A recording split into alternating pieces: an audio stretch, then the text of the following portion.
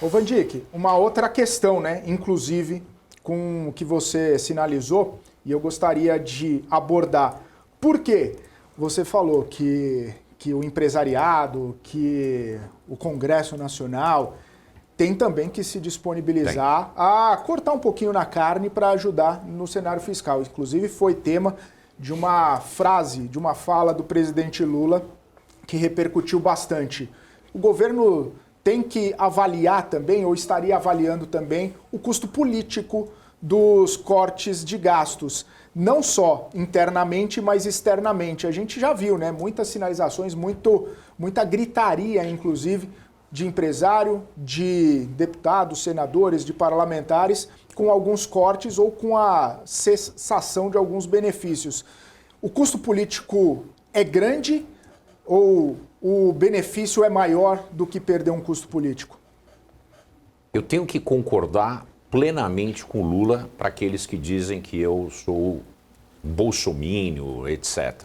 Eu concordo plenamente com a fala do Lula. Os empresários e os senadores e deputados têm que fazer a parte deles. A renúncia fiscal tem que ser revista e cortada.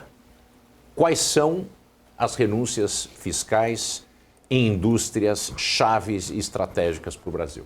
E corta. Aquilo que não é estratégico, aquilo que é muito mais por benesse mesmo, corta. Não que eu acredite que existe alguma coisa estratégica em algum lugar, acho que o mercado toma conta disso. Mas eu até entendo politicamente. Do outro lado, né, as emendas parlamentares, que são excrescências totais, uma coisa que é inadmissível num país presidencialista e que faz de conta que é um país parlamentarista, então nós temos que revisar. Eles têm a obrigação de apresentar à Suprema Corte para quem, como e onde, porque muito desse pacote que está aí dentro, na mão do Senado e da Câmara, tem a ver com educação e saúde. Para evitar que hajam desembolsos duplicados, a mão direita precisa falar com a mão esquerda, e isso não acontece hoje. Eu faço para quem eu quero, você não faz para quem você quer, que você não foi eleito para isso. Isso é uma falta de vergonha dos nossos parlamentares, que querem dar um capilé para a sua turminha. É vergonhoso isso. Ô Vandic, você fala, né, de fato, ali em concordar com o Lula em trazer essa cobrança também por parte do Legislativo, mas a gente também não pode esquecer que foi o próprio governo do PT que criou muitas dessas benesses, principalmente quando a gente fala ali da desoneração da folha de pagamento, foi criado em Dilma Rousseff. E com certeza, né, ali o próprio governo, né, tem uma dualidade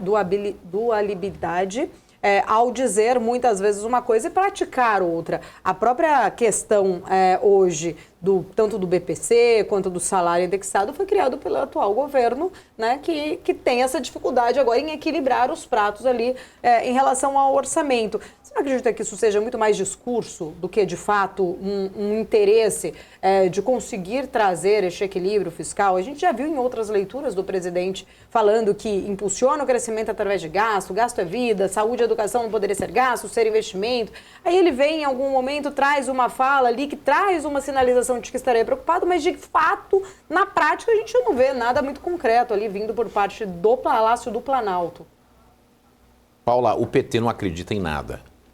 O PT acredita em voto e se manter no poder. Eles têm um projeto de poder, eles não têm um projeto de país. Aliás, isso serve para todos os partidos brasileiros.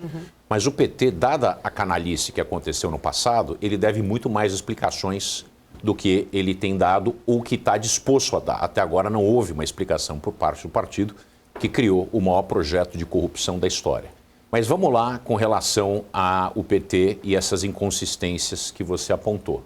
Obviamente, e outra coisa, quando passa um boi, passa a boiada toda. E o Congresso, quando viu que o PT estava disposto a fazer isso, foi todo mundo junto, porque isso é um projeto populista. Só que aquela história de viver dentro de restrição orçamentária, que é uma verdade, acabou de chegar. Não quer viver em restrição orçamentária? A Argentina está lá para mostrar o que acontece. Vai precisar de um Milei. E o Milei está fazendo um trabalho extraordinário, apesar da dor que o povo argentino. Nós vamos passar essa dor. A história nos ensina. nós aprendemos por amor ou por dor. Por enquanto, a gente não aprendeu por muita dor ainda. Porque toda vez que a gente vai quebrar e que vai ter um problema, acontece algum milagre, tem um boom de commodities, tem alguma coisa desse. Só que dessa vez não tem boom de commodities. A China está andando de lado. Nós temos o Donald Trump na presidência, que criou um campo, ele é o responsável por criar 2 hemisférios de verdade no mundo, o meu lado e o lado deles. Tudo isso corrobora contra a posição do Brasil. O Brasil hoje bateu no teto da restrição orçamentária. É verdade, tem um teto da restrição orçamentária. Por isso que a rolagem da dívida está mais difícil, mais curta e mais cara. Porque cada dia fica mais difícil fazer isso. Nós vamos pagar 800 bilhões de reais em juros esse ano. E ano que vem a gente vai passar de 1 trilhão com essa brincadeira. E isso não é culpa dos chamados rentistas, isso é culpa de quem gasta. Então o PT tem 2 escolhas. Ou perde como perdeu agora nas eleições municipais, porque não foi capaz de ter uma proposta, ou vai perder porque vai cortar gasto e vai criar um problema para si mesmo com relação a esse peso político desses cortes. O PT não tem escolha, ou ele se reinventa, o governo se reinventa, o presidente se reinventa e tem um propósito além dessa história barata de acabar com a fome, superestimando o número de famintos, o número de pobres no Brasil. O PT gosta mesmo de ter pobres. Se acabar a pobreza, não tem mais PT.